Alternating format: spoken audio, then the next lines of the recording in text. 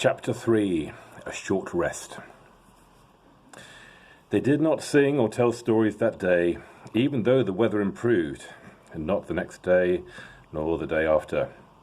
They had begun to feel that danger was not far away on either side.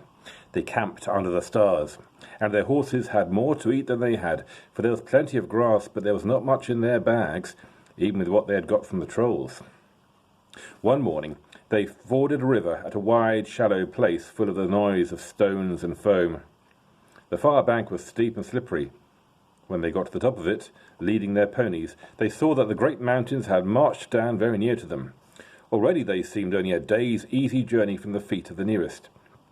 Dark and dreary it looked, though there were patches of sunlight on its brown sides, and behind its shoulders the tips of snow peaks gleamed.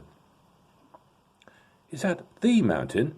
asked Bilbo in a solemn voice, looking at it with round eyes.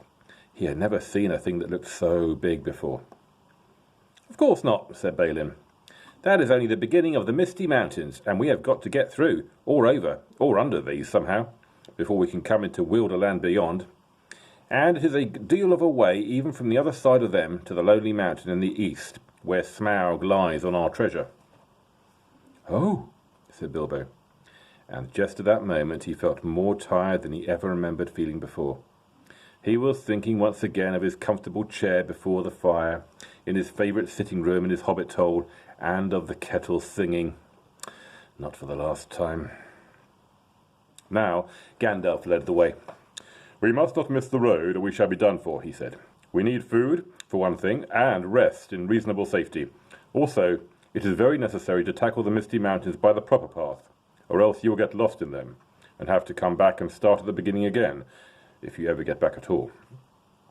They asked him where he was making for, and he answered, "You are come to the very edge of the wild, as some of you may know. Hidden somewhere ahead of us is the fair valley of Rivendell, where Elrond lives in the last homely house. I sent a message by my friends that we are expected." That sounded nice and comforting, but they had not got there yet, and it was not so easy as it sounds to find the last homely house west of the mountains. There seemed to be no trees, and no valleys, and no hills to break the ground in front of them, only one vast slope going slowly up and up to meet the feet of the nearest mountain, a wide land the colour of heather and crumbling rock, with patches and slashes of grass green and moss green showing where water might be.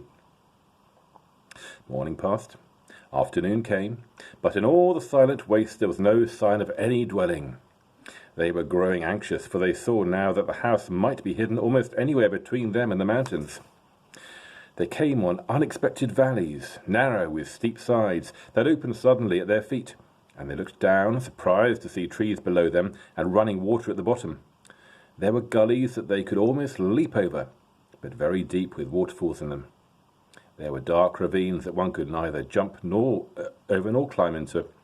There were bogs, some of them green, pleasant places to look at, with flowers growing bright and tall, but a pony that walked there with a pack on its back would never have come out again. It was indeed a much wider land from the ford to the mountains than ever you would have guessed. Bilbo was astonished. The only path was marked with white stones, some of which were small, and others were half covered with moss or heather. Altogether, it was a very slow business following the track, even guided by Gandalf, who seemed to know his way about pretty well. His head and beard wagged wagged this way and that, as he looked for the stones, and they followed his lead, but they seemed no nearer to the end of the search when the day began to fail. Tea time had long gone by, and it seemed supper time would soon do the same. There were moths fluttering about, and the light became very dim, for the moon had not risen. Bilbo's pony began to stumble over roots and stones. They came to the edge of a steep fall in the ground so suddenly that Gandalf's horse nearly slipped down the slope. "Here it is at last," he called, and the others gathered round him and looked over the edge. They saw a valley far below. They could hear the voice of hurrying water in a rocky bed at the bottom. The scent of trees was in the air, and there was a light on the valley side across the water. Bilbo never forgot the way they slithered and slipped in the dusk down a steep zigzag path into the secret valley of Rivendell. The air grew warmer as they got lower, and the smell of the pine trees made him drowsy, so that every now and again he nodded and nearly fell off, or bumped his nose on the pony's back. Their spirits rose as they went down and down. The trees changed to beech and oak, and there was a comfortable feeling in the twilight. The last green had almost faded out of the grass, when they came at length to an open glade, not far from the banks of the stream. It smells like elves, thought Bilbo, and he looked up at the stars. They were burning bright and blue. Just then there came a burst of song, like laughter in the trees. "Oh, what are you doing? And where are you going? Your ponies need shoeing. The river is flowing. Oh, tra-la-la-lally here down in the valley. Oh, what are you seeking, and where are you making? The faggots are reeking, the bannocks are baking. Oh, trilly-lolly, the valley is jolly, ha-ha! Oh, where are you going with beards all a-wagging? No knowing, no knowing what brings Mr. Baggins and Balin and Dwalin down into the valley in June, ha-ha!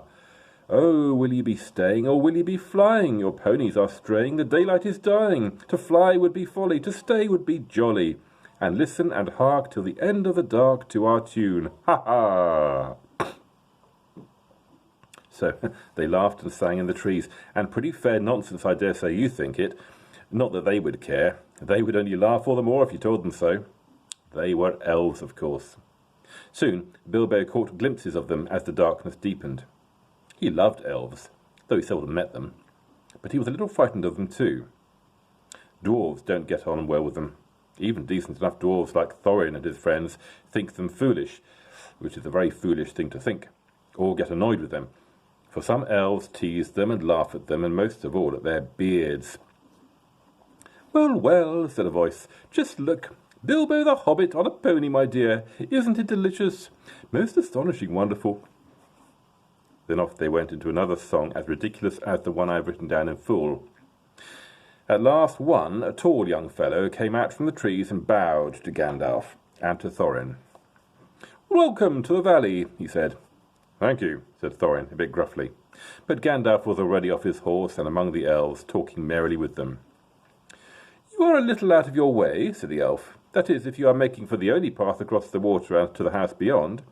We will set you right, but you had best get on foot until you are over the bridge. Are you going to stay a bit and sing with us, or will you go straight on? Supper is preparing over there," he said. "I can smell the wood fires for the cooking." Tired as he was, Bilbo would have liked to stay a while. Elvish singing is not a thing to miss, in June under the stars, not if you care for such things. Also, he would have liked to have a few private words with these people that seemed to know his names and all about him, although he had never seen them before. He thought their opinion of his adventure might be interesting. Elves know a lot and are wondrous folk for news, and know what is going on among the peoples of the land as quick as water flows, or quicker. But the dwarves were all for supper as soon as possible just then, and would not stay. On they all went, leading their ponies, till they were brought to a good path, and so at last to the very brink of the river. It was flowing fast and noisily, as mountain streams do of a summer evening when sun has been all day on the snow far up above. There was only a narrow bridge of stone without a parapet, as narrow as a pony could well walk on, and over that they had to go, slow and careful, one by one, each leading his pony by the bridle. The elves had brought bright lanterns to the shore, and they sang a merry song as the party went across. "Don't dip your beard in the foam, father," they cried to Thorin, who was bent almost onto his hands and knees. "It is long enough without watering it." "Mind Bilbo doesn't eat all the cakes," they called. "He is too fat to get through keyholes yet." "Hush, hush, good people, and good night," said Gandalf, who came last. "Valleys have ears, and some elves have over-merry tongues. Good night." And so at last they all came to the last homely house, and found its doors flung wide.